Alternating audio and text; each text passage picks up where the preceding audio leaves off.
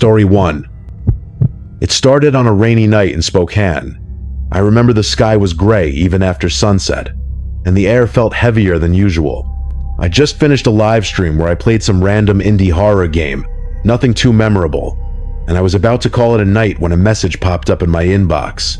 No subject line, just a link and the words, "You like real horror? Try this." Normally I wouldn't have clicked on something that sketchy, but I was tired, curious, and honestly a little bored. I clicked. The link opened to a bare-bones webpage, just a black background and one download button labeled SAD, Room 1.exe. I downloaded it without thinking too hard, assuming it was someone's attempt at an ARG or creepypasta game. No README file, no setup, just double-click and launch. And that's when it started. The screen went black, then faded into a first-person view of a hallway, narrow, dim, and made of this gritty, almost decayed concrete. There were no instructions, no menu, just standing in this corridor, with some faint static humming in the background. At first, I thought it was broken.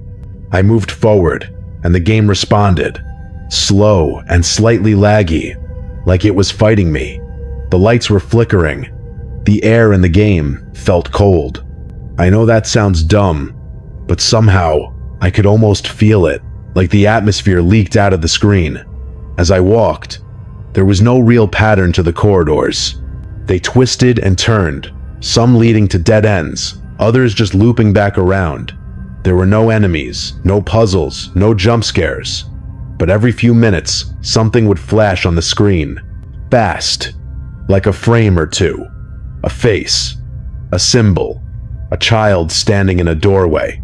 I paused more than once, backing up to see if it was just my imagination, but there was never anything behind me. At one point, I heard a laugh.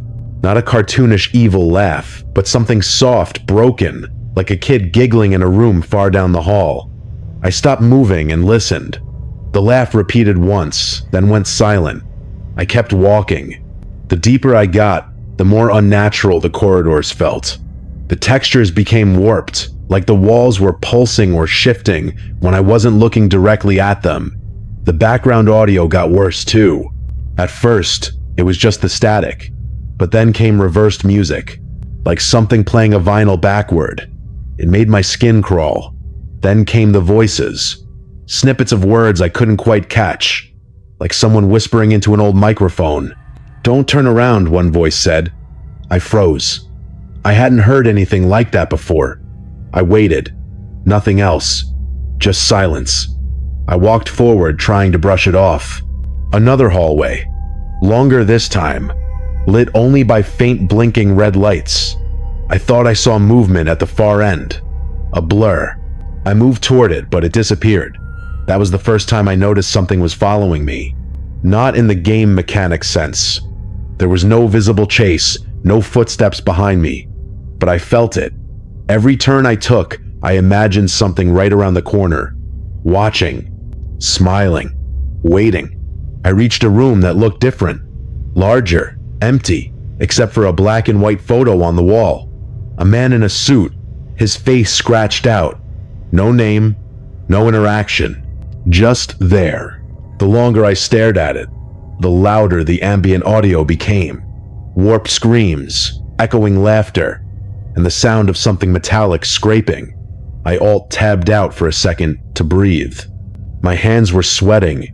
It was just a game, but it didn't feel like one. It felt like something was alive in there with me. When I tabbed back in, the screen was black. One word in white text. Continue. I didn't click. I closed the window and shut off my PC, but I didn't sleep that night. I kept thinking about that laugh, the whisper, the thing I hadn't seen, but I knew had seen me. The next morning, I told myself I had just been too tired, that the game wasn't really anything special, just some edgy art project trying to mess with people. But even as I made coffee, I kept glancing over at my computer like it might turn on by itself. I didn't go near it all day. That night, though, I gave in. Curiosity always wins with me. I booted up the PC and tried to find the game file again, but it was gone. Just not there. Not in the downloads, not in temp folders, not even in my browser history. I swore I hadn't deleted it. My desktop background had changed too. It was darker, like someone had taken the original image and added a shadow in the corner. I changed it back, brushed it off as a glitch. But I started noticing other things. My mouse would move slightly on its own. Not big jumps, just little drifts, like someone was gently pulling it.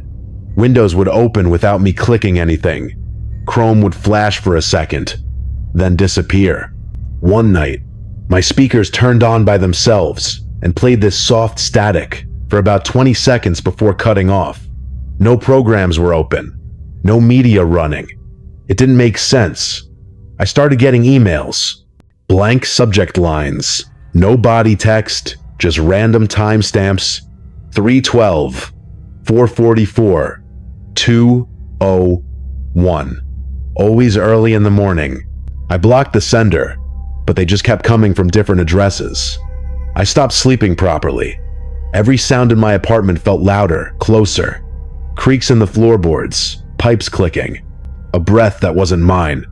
I told a few friends what was going on, but they just laughed it off, said I'd finally played one of those games that gets in your head. I wanted to believe that too, until I watched the footage. I had recorded my gameplay, like I always do, but when I opened the file, it was corrupted. Except for one frame. Just one. It showed me, sitting at my desk, playing, but behind me, in the reflection of the window, was something. A figure. Pale. Small. Head tilted slightly like it was listening. I don't remember anyone being in the room. I don't even live with anyone. I tried to convince myself it was a trick of the light, maybe even some weird overlay from the game. But deep down, I knew it wasn't. The next night, I unplugged everything. Monitor, PC, speakers, router. Pulled it all out. I needed a break. But around 3 a.m. I woke up to the faint sound of that laugh. The same one from the game. But it wasn't from my speakers this time. It was in the apartment, just down the hall. I froze. Couldn't even reach for my phone. I just stared at the door, heart pounding, waiting for footsteps that never came. In the morning, I checked every room. Nothing. Everything was in place. Except on my desk, right where the mouse pad should be, was a single word scratched faintly into the surface. Continue. I haven't played a horror game since. Haven't streamed either. I don't even use that PC anymore. It's boxed up in storage. But sometimes, late at night, I still get those emails. Just timestamps. Always between 2 and 4 a.m. And every once in a while, I'll hear it again. The laugh. Quiet. Distant. Like someone is still playing the game. Only now, I'm the one being watched. Story 2. I used to be part of this old forum. It was small, quiet, mostly filled with ex-military types, tech hobbyists, and the occasional conspiracy theorist who posted more than they probably should have. We all used aliases, of course. Mine was simple, just Grey Echo. But there was one guy on there who everyone knew. Desert Patriot, 99. He claimed he was a retired intelligence officer, always posting stories about old missions and Cold War-era operations. Half the forum thought he was full of it, but I always felt there was something real behind his words. He had this way of describing things. Too specific, too matter-of-fact.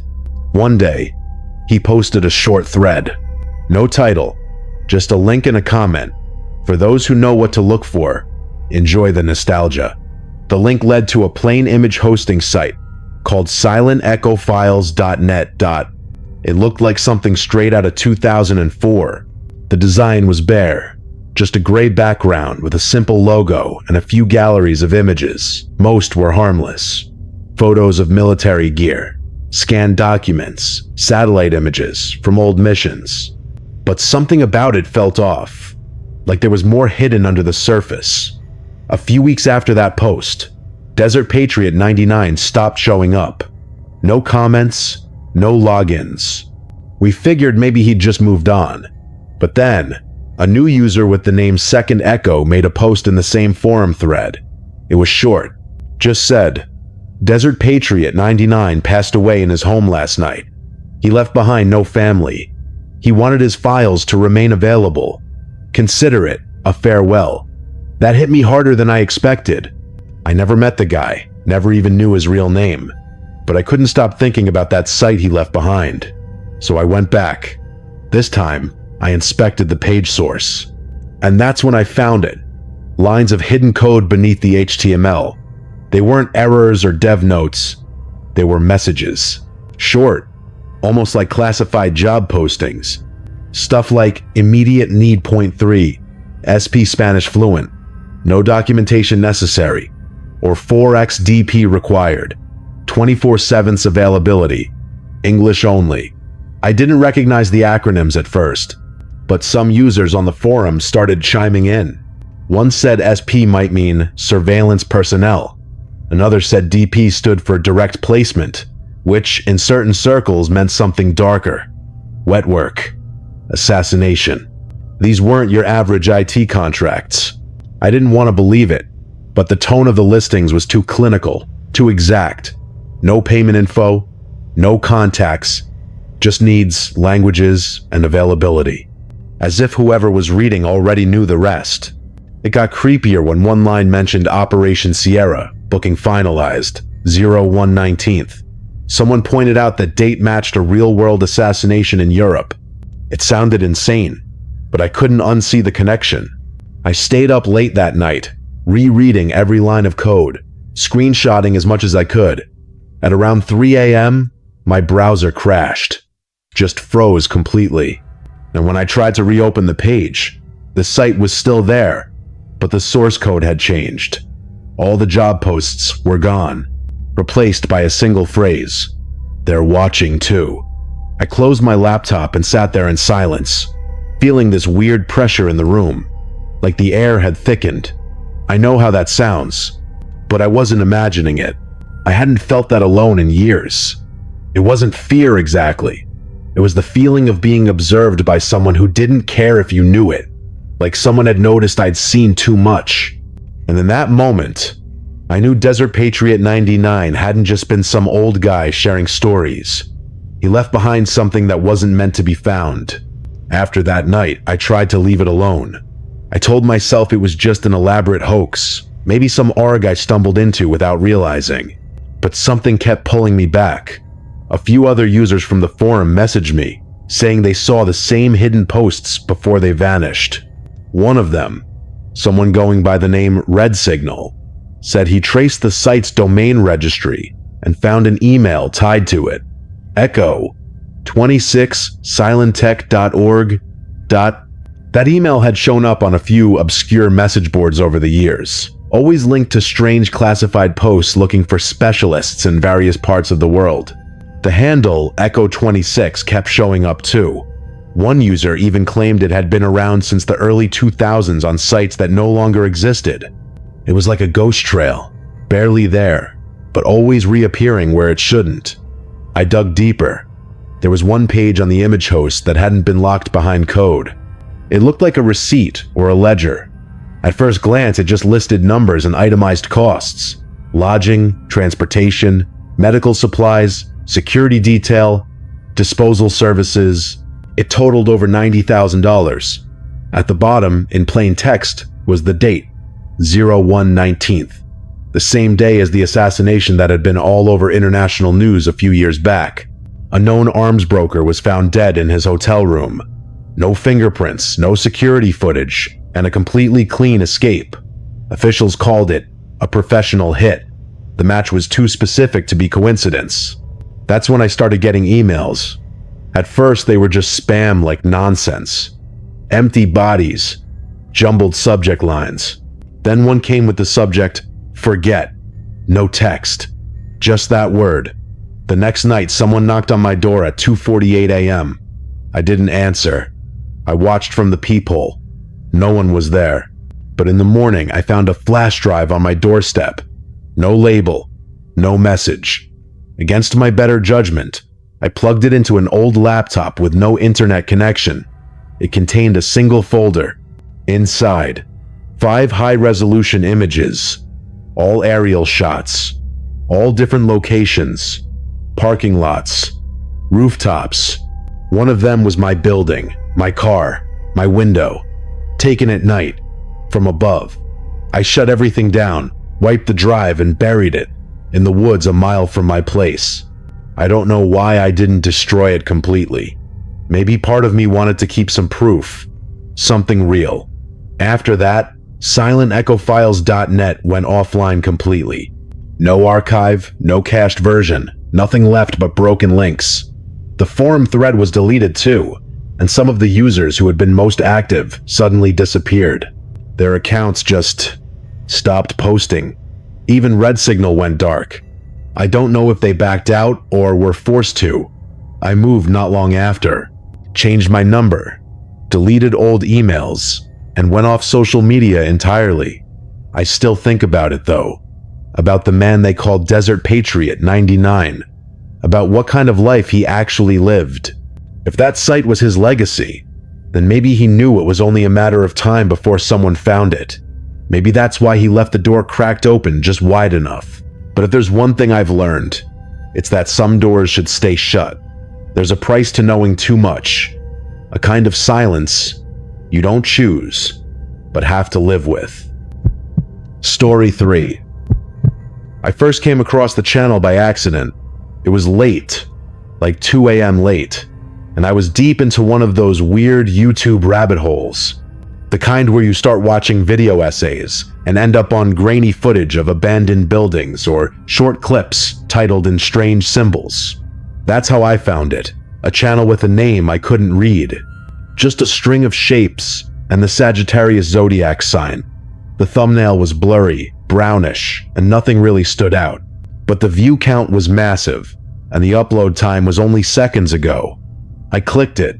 The video was 4 seconds long. Completely abstract. Just a flickering square pattern on a gray background. No audio, no context. I figured it was some kind of glitch or art piece. But when I checked the channel, I saw hundreds of videos. Then thousands. All were uploaded within hours of each other. Titles in symbols or numbers. Some in broken text. Some just said things like Sagittarius 23,511 or Lock 19. Every few seconds a new one would go up. That's what really got me. I refreshed the page and saw 5 more videos appear. Then 10 more. It felt inhuman, like the channel was being run by something that didn't sleep. I started watching them in order. Most were short. Some a few seconds, some several minutes. The visuals were always abstract. Pixelated dots, shifting noise. Sometimes a static image of what looked like stars or digital snow. A few had strange sounds. Whispers. Static bursts. Sometimes a robotic voice reading off random letters or numbers like E, 3, 7, L, 9. It didn't make sense. None of it did. But it was addictive. I kept going, searching for patterns. A few others in the comment sections were doing the same. Most people called it spam or performance art, but I wasn't so sure. There was something too deliberate about it. Then I found the D-Lock video. It was longer, about 6 minutes. It started the same as the others, but halfway through, the visuals changed. Rapid flashing shapes, high-pitched tones. I paused it several times and analyzed the frames. One of them had what looked like a distorted face. Another had something that resembled text, but upside down and stretched so badly it was unreadable. It didn't scare me exactly, but it made me uncomfortable, like I was watching something I wasn't supposed to see. That night, I dreamed about static, just endless gray noise with flashes of those same distorted symbols. I woke up with a pounding headache. I tried to shrug it off, but the next day the channel had posted another 2,000 videos. I started getting this weird feeling whenever I was on the page. Not fear, exactly. Just this deep pressure in my chest. The longer I stayed, the more the channel noticed me. It sounds crazy, I know, But it didn't feel random. Videos started appearing with names that included numbers similar to my birth date. One had my hometown's area code. Another had a timestamp that matched the exact minute I first clicked on the channel. I told myself it was a coincidence, but it didn't feel like one. I tried to stop watching. I really did. But every time I logged into YouTube, one of those videos would show up in my recommended feed. Different accounts, different computers, always there. As if the channel wasn't just uploading nonstop, but looking for someone. And somehow, I'd been found. I stopped sleeping properly after that. Even when I managed to close the laptop and stay away from the channel, I'd still feel like it was pulling at the back of my mind. Like something was still running, even when the screen was off. I started noticing these tiny things. My internet browser opening by itself to the same strange video. The upload feed showing the Sagittarius symbol no matter what account I was on. I tried incognito mode. I tried clearing the cache, deleting the history, and even using a different computer. But the videos kept showing up. Always just uploaded. Always there. A few of the videos began having names that felt more specific. Echo, Lock 4, Reset, 325, Brill 17. They started to feel like messages or commands. I even saw one titled, with my username, my actual YouTube handle, spelled exactly right, embedded in the symbols. That one only lasted 10 seconds. It was completely black, with a soft whisper of static, and then a single word spoken in a robotic, almost broken voice. Listening. That word sat with me for days. I didn't tell anyone. How could I? It sounded paranoid. And maybe it was. But one night, around 3:30 a.m., I woke up to this high-pitched sound. Not loud, but sharp and steady, like tinnitus, but external. It was coming from my speakers even though the computer was turned off. I turned everything off at the power strip, but the sound didn't stop. It faded on its own after maybe a minute. I didn't sleep the rest of the night.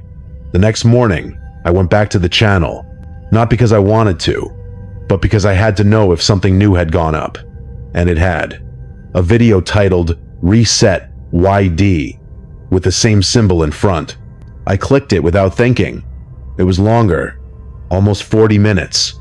For the first 5 minutes, it was a black screen. Then came flickers of red and gold, like pieces of something being reassembled. At one point, a shape appeared that looked eerily like the Voyager Golden Record, the one NASA sent into space. Then it cut to another screen, briefly showing GPS coordinates. I paused it.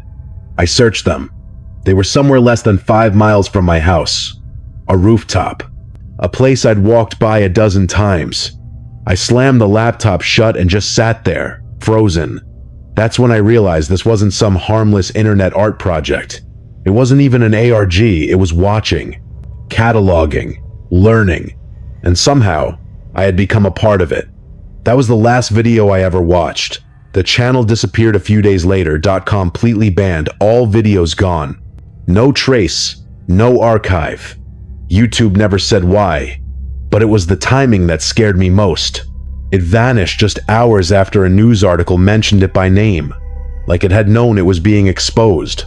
And then, nothing. But I still don't feel like it's over. I've seen similar videos pop up on random burner channels, just for a few minutes before they're taken down. Sometimes I get recommended a video with a thumbnail that looks familiar. Too familiar. Same colors, same static shapes. I never click anymore. I never watch. But I still feel it sometimes. Late at night, when everything is quiet, like there's still something uploading. Somewhere. Waiting. Story 4. It was a random conversation on an old tech forum that first brought me to the site. Someone had posted a screenshot. Just a black page with a white text prompt that read, username, underscore, underscore, underscore, underscore, password, underscore, underscore, underscore, underscore. No branding, no menu, no links. Just that. Most people ignored it, saying it was probably a forgotten dev tool or some old intranet portal left hanging online. But I was curious. I've always liked old internet mysteries, digital places that feel abandoned or untouched. So I clicked the link. The site was called thanatosvault.org. Thanatos, like the Greek god of death. Fitting. The domain had been registered back in 1999. That alone was strange. The deeper I looked, the more questions I had. The site didn't have a typical hosting structure. No indexable files, no error pages, no sitemap. Just the login screen. But here's the thing, .it wasn't just empty. When I scanned the domain through some older tools, I found something weird. The server was hosting over 3 terabytes of encrypted data. That might not seem like a lot today, but back in the early 2000s, that was practically unheard of. It meant someone went to a lot of trouble to store something there, and whatever it was, they didn't want it found. I couldn't let it go. Over the next few weeks, I kept checking in. I'd try random username, password combinations, inspect the site's source code, and even try port scanning. No luck. But I noticed something strange. My attempts would sometimes trigger changes. One day the login prompt shifted slightly to the left. Another time the font changed. It was like the site was responding, like it knew someone was poking around. That's when things started feeling off in real life too. My browser history would reset. Files on my desktop would move around. Not deleted, just relocated. Like someone had accessed my machine and decided to clean up after themselves. I ran full virus scans. Nothing. I checked my router logs. Unusual traffic, sure, but nothing concrete. And then I found the robots.txt file. It told all search engines and crawlers not to archive the site. That might seem normal, but what struck me was how aggressive it was. Every bot, every archive tool is explicitly blocked. No trace of the site existed on the Wayback Machine.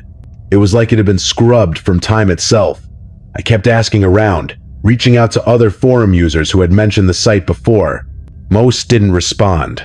A few said they looked into it years ago and gave up. One guy, using the name Nulltone, told me to drop it.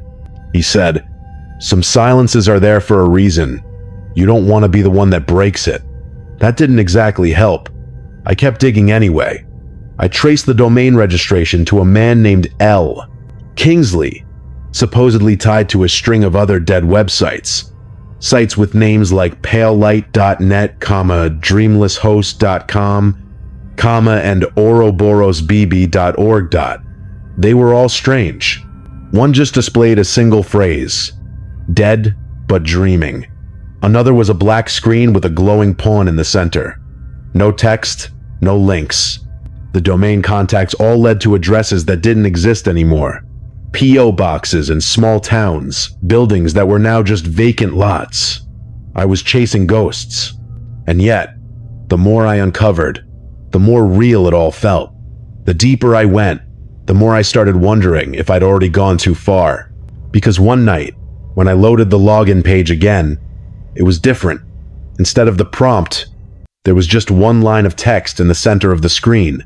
It said, "You are not authorized to remember." And that was it. No way in. No error. Just that. Like the site had decided it was done with me.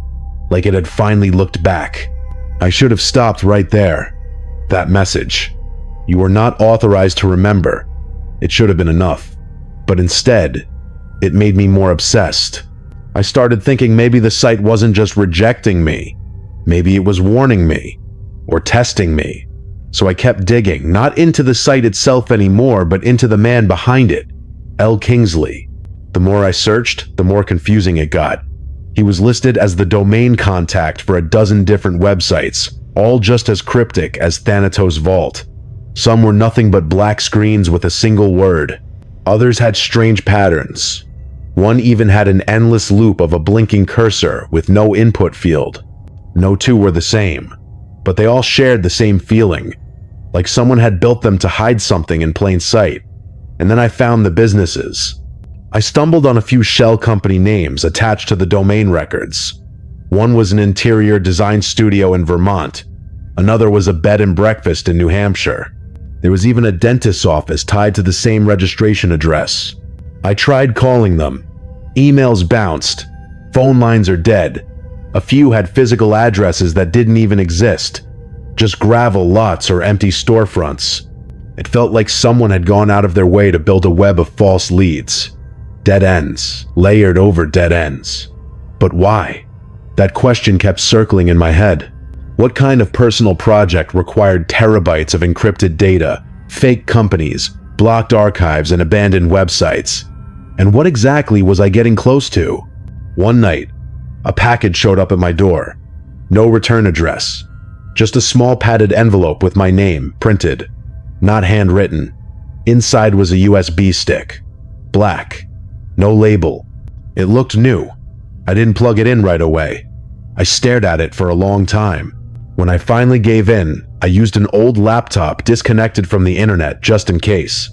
The USB had one folder. It was called Ghosts. Inside were exactly 12 files, all videos, all labeled with the names of the websites I had researched. I clicked on the first one. Static. Faint shadows moving across a dimly lit room. No audio. The second one showed what looked like a warehouse. Completely empty except for a single desk and an old CRT monitor blinking in the dark. A figure walked by in the background. Tall, slow moving. I couldn't make out the face. The rest of the videos were similar. Quiet, shaky footage of places I didn't recognize. Offices, basements, and what might have been a server room. Sometimes a figure appeared. Never for long. Never looking at the camera, but always there.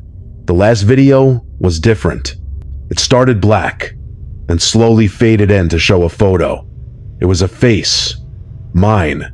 Taken through my window. At night, I shut the laptop. I don't remember how long I sat there. I didn't cry. I didn't scream. I just went still. Because whoever sent that package didn't just know I was looking.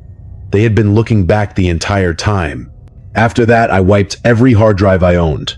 I threw out the laptop, trashed the USB, and got a new internet service with a new name. I deleted every forum account, every email tied to the search. I've never talked about this out loud until now, because whatever Thanatos Vault was, whoever Kingsley really is, I don't think it was ever about the data. I think it was about attention, about pulling people in one at a time. And once it has your attention, it doesn't let go. I still get the feeling sometimes when I'm walking home at night or turning off the lights in my apartment, like something is still watching, not through the screen anymore, but from somewhere much closer